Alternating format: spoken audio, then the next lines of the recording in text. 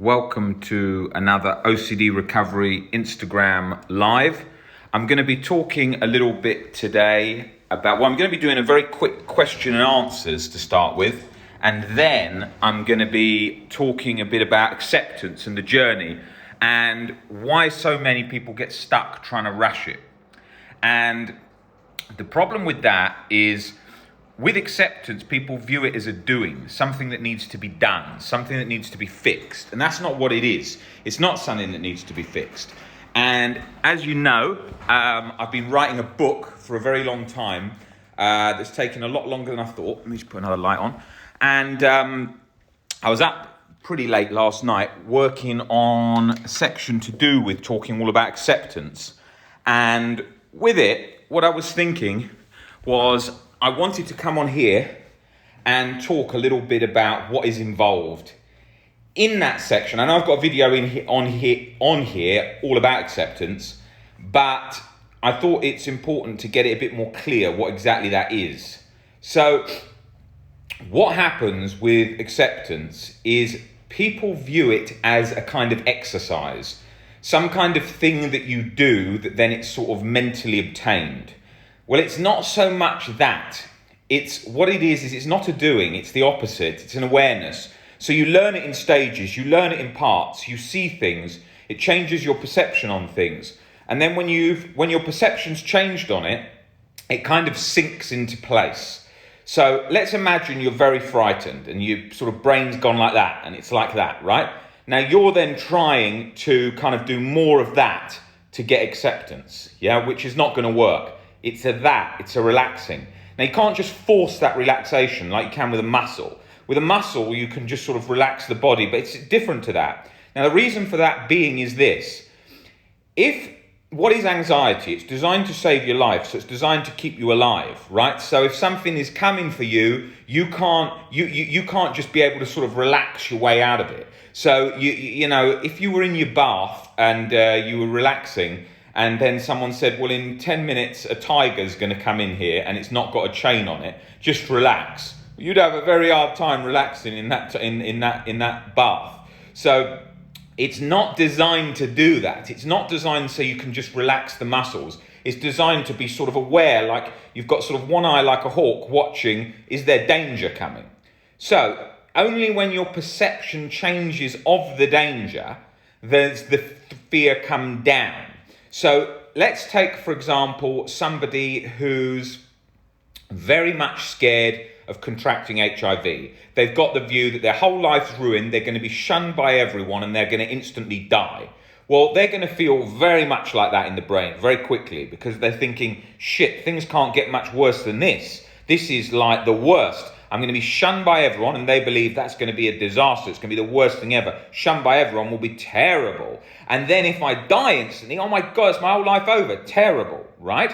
Now, we know that perception big difference, because if we went to a hermit in the mountains, in his little hut, and said, how do you feel by not seeing anyone for the next year? I'm used to it. It's no problem, right? So for him, he's not going to have that reaction. If we said to somebody who's been paralysed very badly and in chronic pain for years from a nasty disease, and he's not allowed a euthanasia because it's forbidden, and then someone says to him, well, you know, you've been allowed, there's a law passed and you're allowed euthanasia, he may be very happy by the chance that his life is going to end out of that situation. So in those things, we know that people's perspectives are different. We know that everyone's reactions can be different to a fear. So with acceptance, that is a perception. That's a change of perception. That's not a doing. You can't have that anxiety that's there and then just sort of and just sort of say relax. It's not going to do that. You can't sort of try and force it away to do that. Only when you change your perception and you realize this isn't necessary, that here is okay. But Rob, I've got to stay like this in case something bad happens. No, you need to stay like that. And even if something bad happens, let it happen, right? That's the process. Even if it's something really dangerous, yes, allow it to happen. Even if it kills me, yes. Because if you were going into a war and you were a troop and you were, oh my God, I'm going to die all the time. Shit, I've got to be very careful here. You'd be so anxious and so scared, you'd be locked up like this, and then you wouldn't be functioning very well. But if you'd accepted death and gone, well, I'm maybe going to die in this battle, but I'm going to give it my all, it's the only option, then you'd be more like this. So it's a change in perspective. So we've got to allow and welcome anything in like that. You're not going to be able to do that instantly because your mind is naturally sort of in a habit of doing that, right? So it's going to take time and change in perception. You're not going to be able to just do that to that by telling yourself. You won't be able to do it just by relax, relax, relax. It doesn't give a shit about that. It doesn't give a shit about that. It doesn't give a shit about, okay, I'm just going to do a breathing exercise. It doesn't care. It thinks it's in danger, right? So it's got to be a change in perception gradually that the brain realizes it don't need to do that. It can stay like that and it's okay. And we get so used to then, we've been in this position for so bloody long, that when it goes to that, we're like, oh my God, I feel vulnerable, I feel dangerous, maybe something's going to happen here. I need to permanently stay like that. No, you don't. You can stay like that and you allow it. Now, all of that it's not going to just do that easily, okay? It's going to be something that takes a change in perception gradually. All day long on Instagram and social media, I get messages saying, Rob, hit me up with some tips and tricks to get rid of this OCD. It ain't no tips and tricks. You can't do it with tips and tricks. There's no quick fix tip I can give you in this video that you'll turn off the video and feel, wow, I've got it, okay? This is not how it's going to work. It's a realization gradually, okay? If there was a quick fix, we'd be telling you about it. There's so many websites that say things like break free from OCD in 5 days, read this book and be better at the end, or whatever. Any sort of quick fix sort of mentality, which it isn't. It certainly is not. That doesn't mean it's going to be a lifetime, and it doesn't mean it's going to take decades and decades. But it's going to take longer than you'd like it to, probably. Okay? But in the scheme of a lifetime, that ain't too bad. Because there's plenty of other diseases and illnesses you could have where you wouldn't even get the chance of that. So that's what's happening with acceptance, okay? That's what's happening. Now, that is not to say relaxation, muscle relaxation, hot bath, massage will help that situation. It does, because it naturally teaches the body to be more relaxed and less on guard. So it will help, but it tends to not do that, okay? That is the same as with muscles that tighten up around the neck and back from anxiety.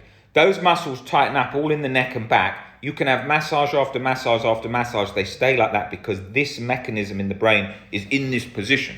And because it's in that position locked and it isn't releasing, it keeps the other things locked on. So I think that's crucial. I think that's very important to remember, because otherwise people will get scared. What if I'm not doing it right? What if I haven't got acceptance right? What if I'm going to stay stuck for the rest of my life and I'm never going to get over this and this is going to be my life?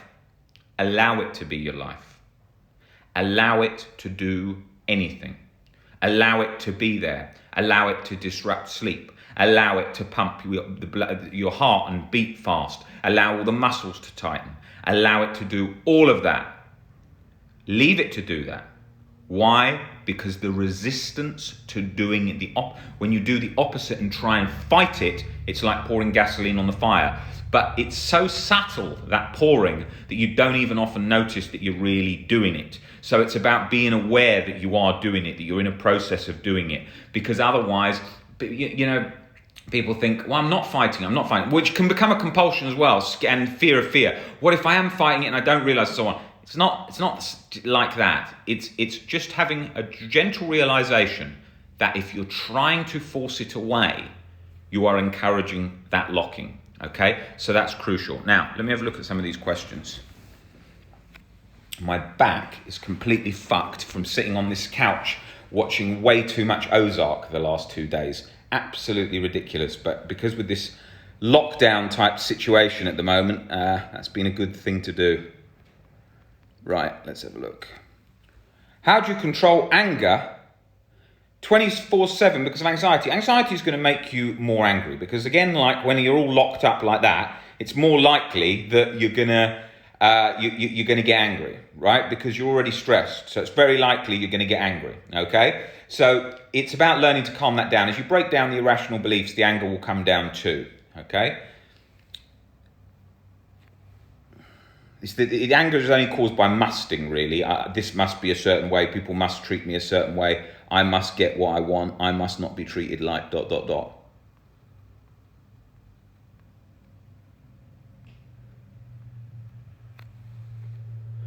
Will you ever write your own book? Yes. If you look at the beginning of this Instagram Live, I am writing my own book. Hence, I was up till about 3 o'clock last night doing so. I'm doing it not at the rapid pace because I want it to be I want it to be very thorough and doing covering all the different aspects that I want to see in the book. And I believe it will be a game-changing book for the OCD community. I'm absolutely convinced of that.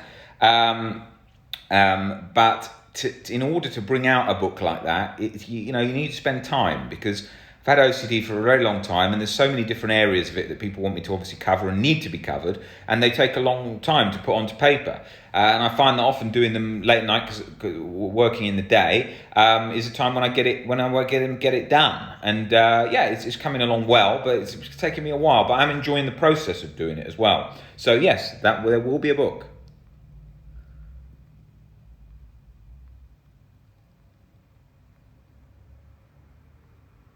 For that groinal response question, check out the video on YouTube on that in the POCD section on the playlists.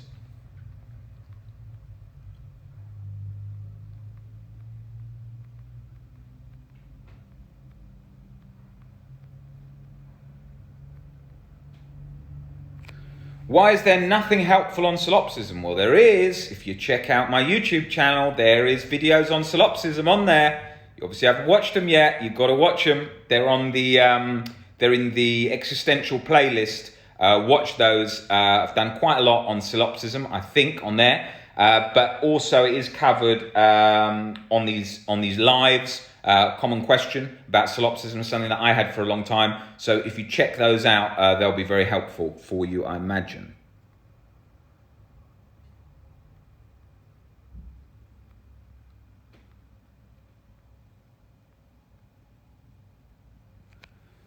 Hi Rob, no one is helping. I have severe OCD, death, fear, imagination. I felt like I'll die. Someone is triggering that I'll die. I'm afraid of love. Yeah, there is videos on the YouTube channel all about fear of death, so you can check those out and see those. They're a good place for you to start. Again, it's covered on this YouTube, on this Instagram Lives, but we do cover that extensively in the one-to-one and group coaching. If you do want to attend sessions doing that, it's info@ocdrecovery.com. If you email one of my team there, we will get onto that for you.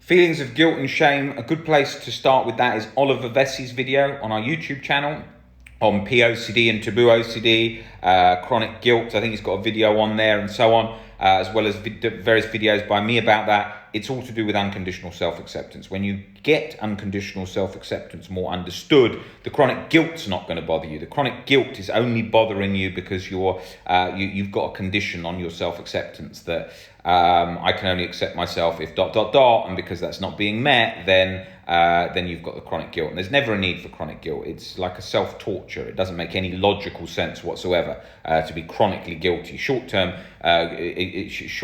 guilt, remorse is healthy, but guilt, mainly of all forms, is a problem. It becomes a sort of internal torturous cycle, which obviously OCD likes because that's the nature of it. Check out the YouTube channel because there are lots of videos on that subject on there. So yeah, have a look at those. Anything else I wanted to cover today? I don't think so. Thanks very much, Momin and Sophia, for helping out with the questions there on today's live.